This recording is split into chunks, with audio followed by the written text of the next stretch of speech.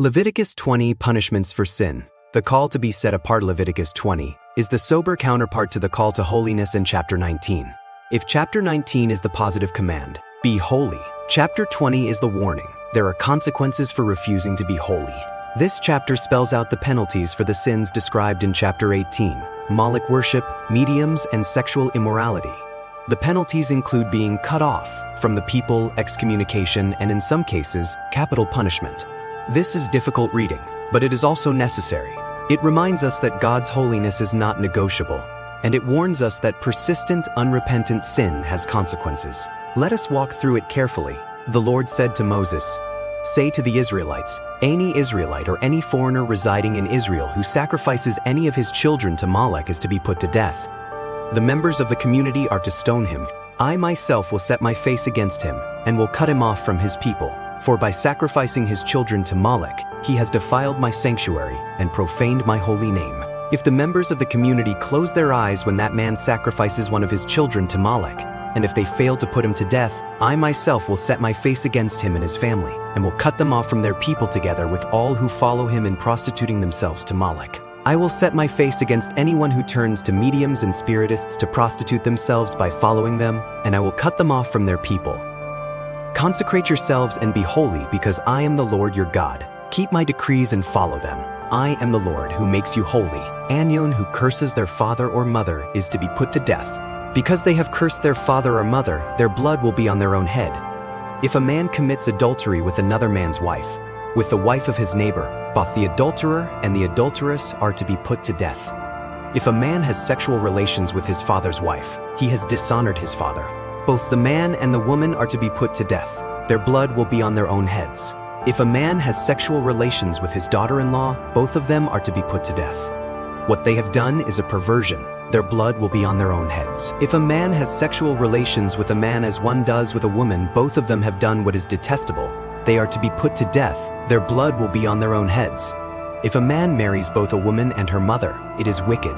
Both he and they must be burned in the fire so that no wickedness will be among you.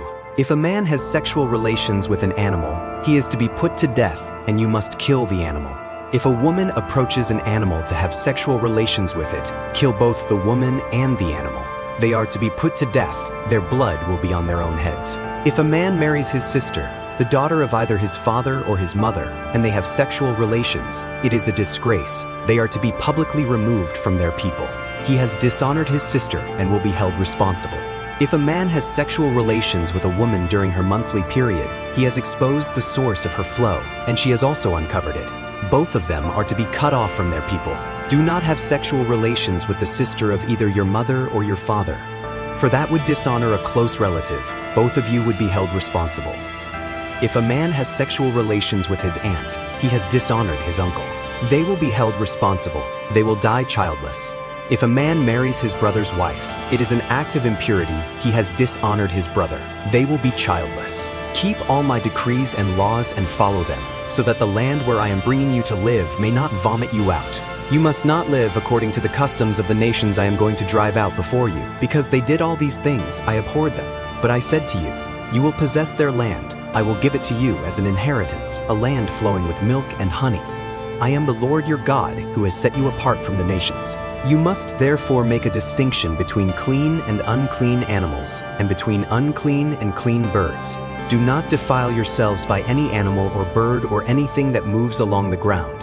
Those that I have set apart as unclean for you. You are to be holy to me, because I, the Lord, am holy, and I have set you apart from the nations to be my own. A man or woman who is a medium or spiritist among you must be put to death. You are to stone them. Their blood will be on their own heads. Lessons and teachings. 1. Sin has serious consequences.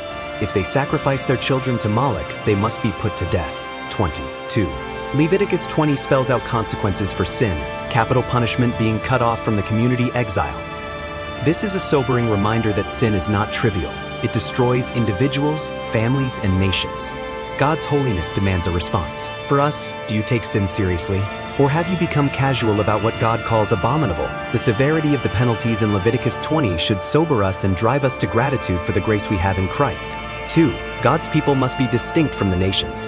I have set you apart from the nations to be my own. 8:26 p.m. The nations around Israel practiced child sacrifice, sexual immorality, and spiritism. God's people were to be different. They were set apart, not to be superior, but to be a light to the nations. For us, are you distinct?